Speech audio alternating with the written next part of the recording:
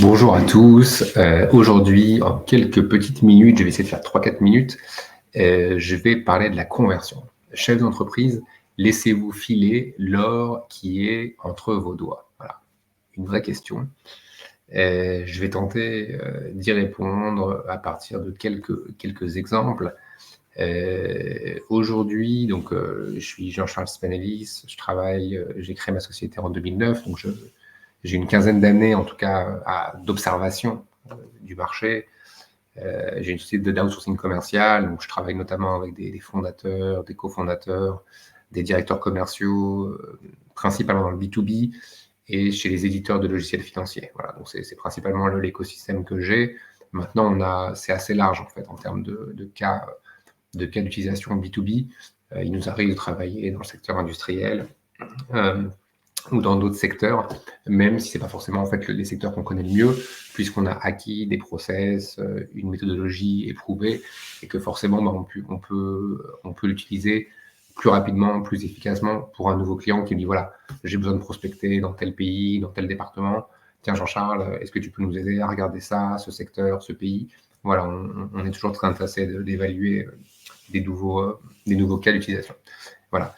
Ce qu'on remarque en fait aujourd'hui en termes de conversion des prospects en clients, on remarque qu'il y a un vrai problème. C'est-à-dire que globalement, les sociétés, les PME, aujourd'hui, même les grandes sociétés, ont vraiment musclé leur département interne. Elles ont recruté, elles ont des équipes plutôt de bon niveau en fait, globalement, qui leur coûtent assez cher en termes de charges sociales, salariales.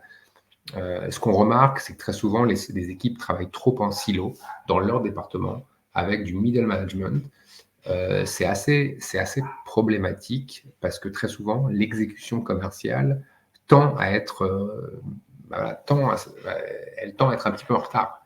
L'exécution commerciale qui était assez naturelle avant Covid-19, quand on était habitué à aller sur le terrain et à aller closer les deals dès qu'ils étaient closables, aujourd'hui, on se rend compte que beaucoup de sociétés closent de moins en moins de deals, les pipelines se rallongent, on a beaucoup plus de deals dans le pipe, comme on dit, mais la réalité, c'est qu'il y a beaucoup moins de deals qui se signent. Pourquoi? Parce que vous avez aussi beaucoup de concurrents dans plein de nouvelles niches, plein de concurrents étrangers, digitaux, qui très souvent, en fait, ne sont pas en mesure de vous concurrencer, puisque s'il y a un POC, un atelier, un proof of concept, comme on dit, ces entreprises venues d'ailleurs, très souvent, prouveront par le produit. Voilà, le client final verra que votre produit est bien meilleur et se différencie assez fortement. Mais le problème, c'est qu'en amont du cycle de vente, l'acheteur est fatigué, il voit beaucoup de commerciaux qui font du push produit, qui vendent du produit, qui viennent avec un manque de préparation, il n'y a pas d'agenda, il n'y a rien. On arrive, on fait une démo du produit assez vite. L'acheteur, il en est à sa énième démo en 3 semaines. Il ne sait même plus qui s'appelle qui. Quelle boîte on a vu il y a 2 semaines qui était pas mal. Là, il y avait un mec pas mal. Au final, qu'est-ce que disent les acheteurs? Ils disent voilà, ah, je me souviens d'un gars là, il y a 3 semaines qui était bien. Il se fiche de savoir quel produit c'est, quelle boîte c'est. Il se souvient de la personne. Limite, il va la recruter s'il peut la recruter. Enfin, on en est là. C'est-à-dire que les acheteurs sont fatigués. Ils ont trop de calls, trop de visioconférences.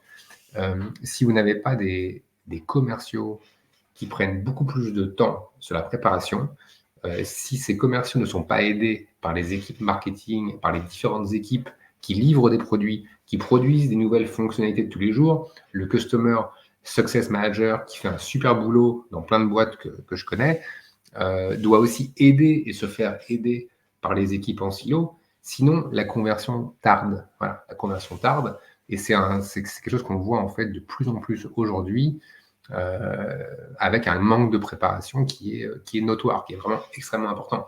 Donc, je dirais, si vous devez retenir une chose de cette vidéo, pourquoi parfois vous avez l'impression que votre pipe est un peu bloqué, un peu stuck. Vous n'avez pas l'opportunité dans le pipe depuis 3-4 mois, depuis la rentrée, mais pourtant, il n'y a pas grand-chose qui se close. Bah, je sais pas, est-ce que vous avez des super outils pour closer? Est-ce que vous avez facilité le paiement pour vos clients? Peut-être qu'il y a un problème pour la facturation. Est-ce que vos commerciaux ont le temps d'aller closer? Est-ce qu'ils préparent suffisamment leur meeting de closing?